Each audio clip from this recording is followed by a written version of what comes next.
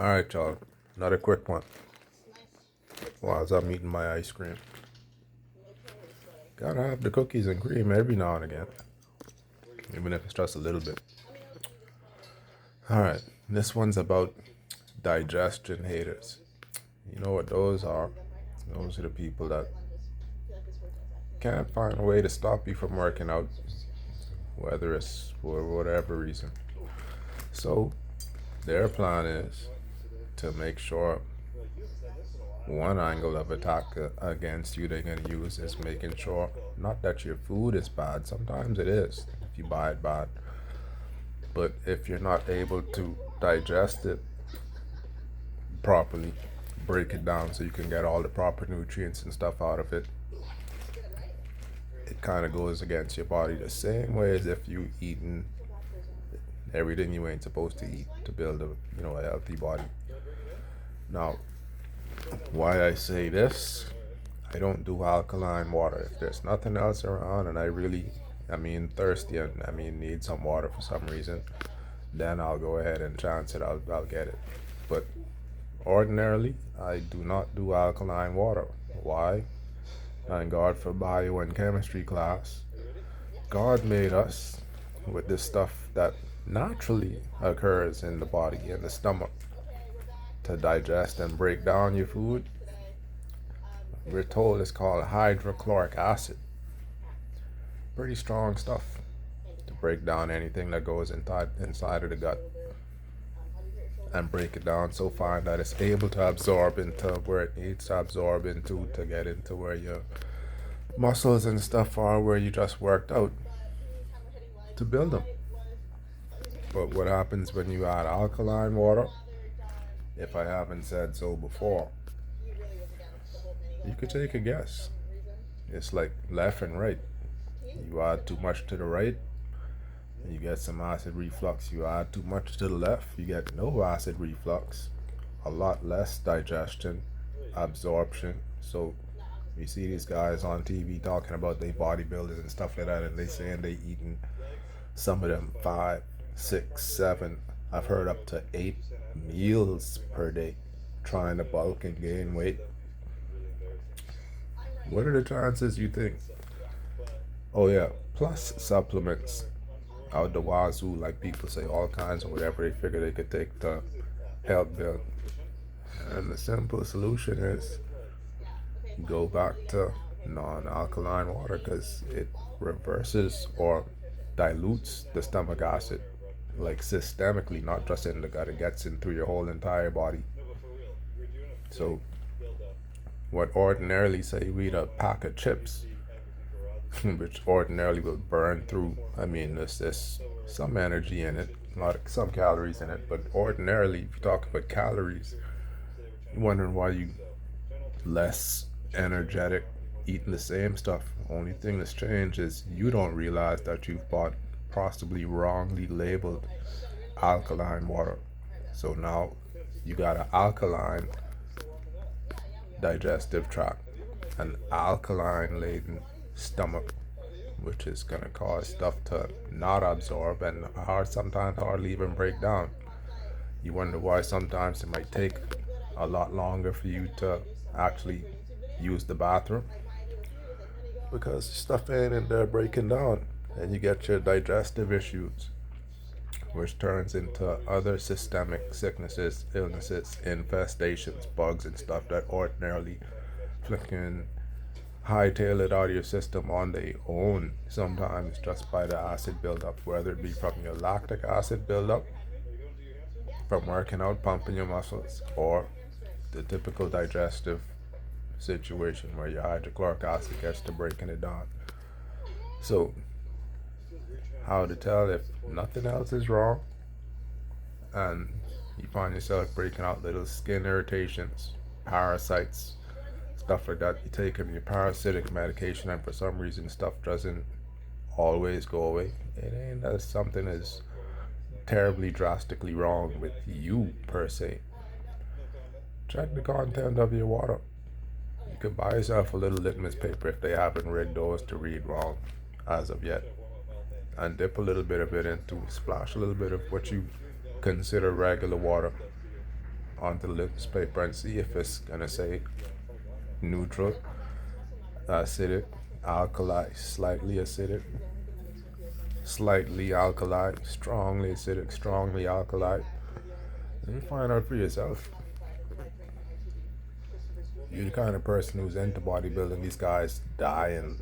I mean, especially after the pandemic, dying all over the place. There's probably close to 100 more known bodybuilders, athletes that just, for whatever reason, just crop out body and can't really take it. All the stuff that they feel they have to take, they've been taking. That ordinarily 3 squares used to get the job done. Sometimes less, as far as building goes. But something made the difference with the inception of alkaline water being promoted as, oh, it's good for you, better for you, this, that, the next thing. What scientist, biologist, doctor, nutritionist would recommend alkaline water if they know what really the situation is? People just hear it's probably something cool, try it, and oh, they don't notice anything until the problems start. And it's a simple fix. You know if you're drinking it or using it. Like me, for example. If I, typically back in the day, Not many people have done it, so.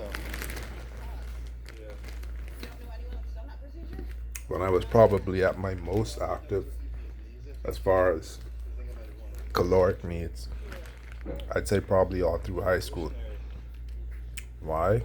Because I was a person who exercised pretty much every day.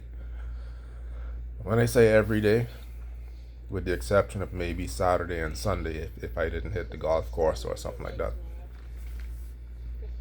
Monday to Friday, I was a lunch league, they call it lunch league warrior, whether that was, we was playing basketball, running around, playing, two-hand touch football, parking, whatever it was, some kind of running around.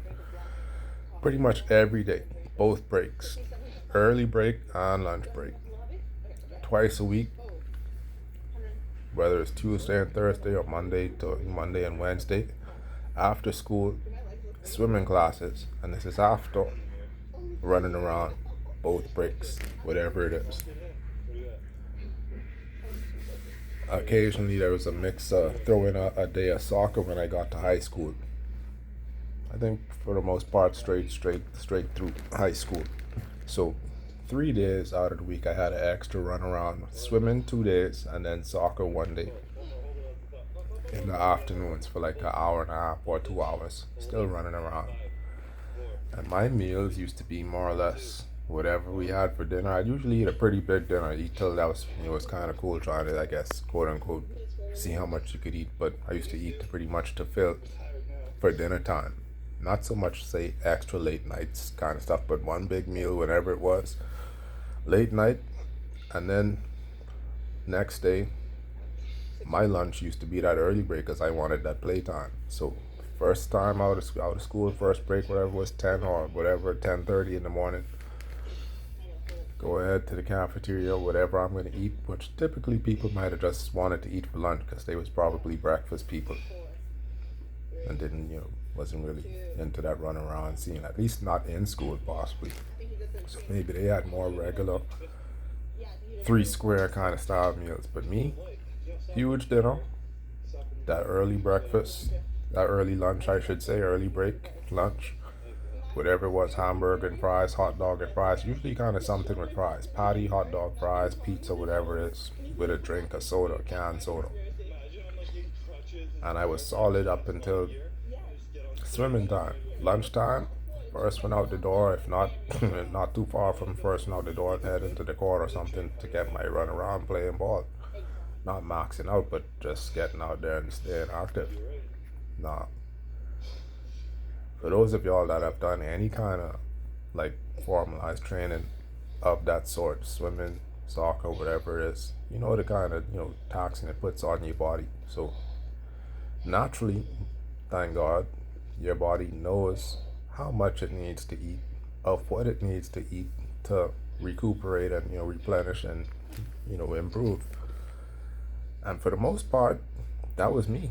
That early lunch, no regular lunch, and then just a big dinner afterwards. Now, sometimes I know I catch myself on swimming days. Sometimes I'd have to find out, ask my little sister if she had anything left over from her lunch or whatever like that in her lunch box. And sometimes she might have an old peanut butter sandwich or something like that. I could probably grab a hold of before swimming because I used to be, I mean, like people say, like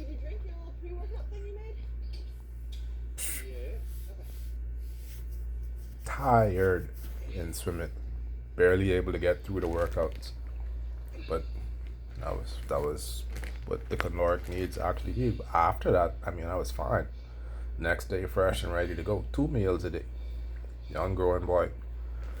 Nothing much changed as an adult. So when I say after high school, I started working around the old man.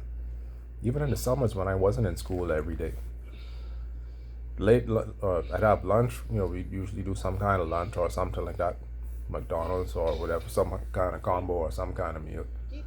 And then big dinner afterwards.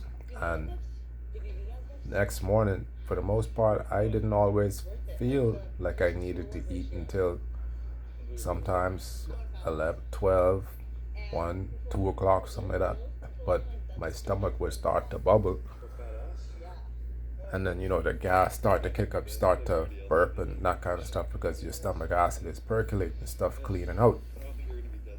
I wasn't considering it that at the time, but if you drinking that alkaline water, I mean, you'd have to literally, quote unquote, go on a actual legit fast if you want that for like a day or two. And sometimes if you drinking that, you don't get your stomach acid burning up and that burping and stuff going up to clear out your body. That's when you know you ain't drinking regular water.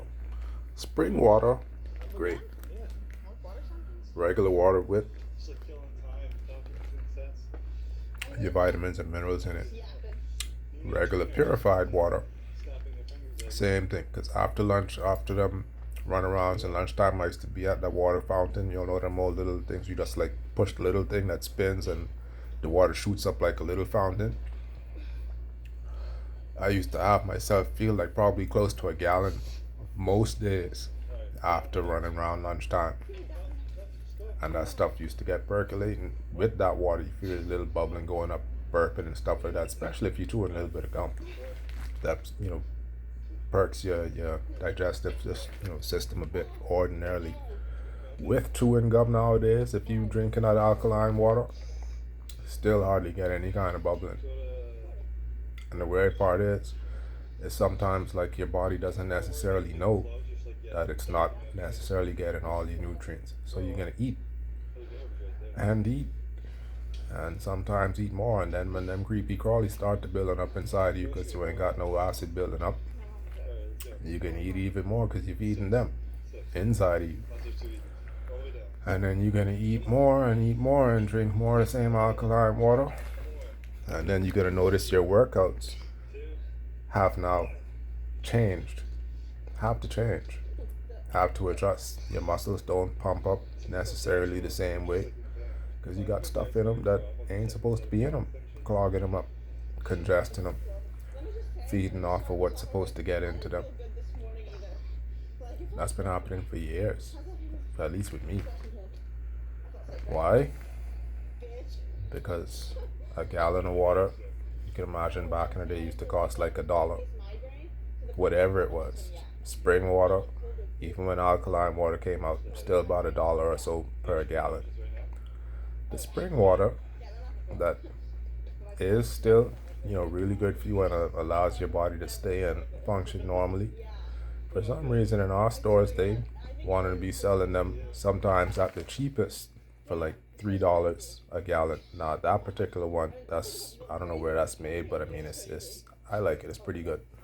But the other ones, $5, $6, $7. Now maybe those are wrongly labeled, but they've been wrongly labeled for years.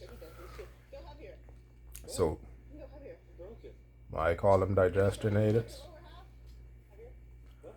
You got your shrillers, you got your digestion aiders, you got your overworkers who try and get you not to have time to work out. Like how they used to overload my homework schedule in high school and stuff like that. with just an impossible amount of work to do.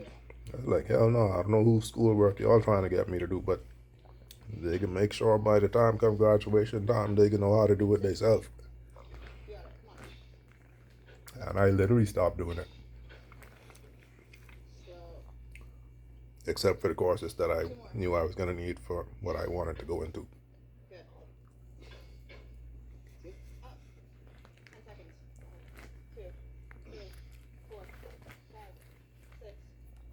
So that's digestion, haters.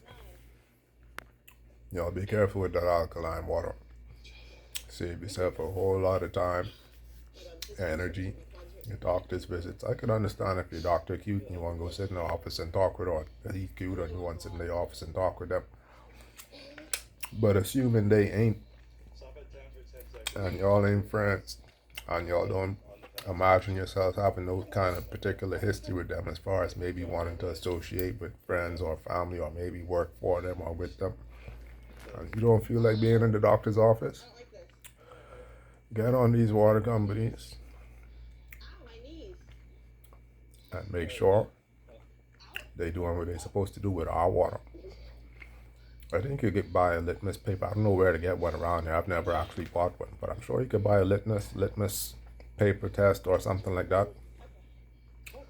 online. Even the pool companies, I'm sure they have them to check the pH with the pools. Even if it's a liquid one, you pour it into the liquid and it'll tell you if it's alkaline or acidic. I notice I start sleeping better when I'm not on that alkaline water.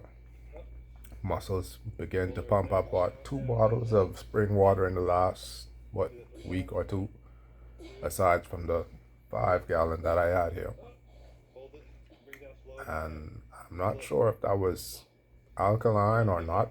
Maybe slightly alkaline, the 5 gallon, but I switched to the spring water. Muscles started to pump up a little bit. Sleep kicked in like immediately. I actually felt a bubble or two actually a day or two ago. So, y'all be careful.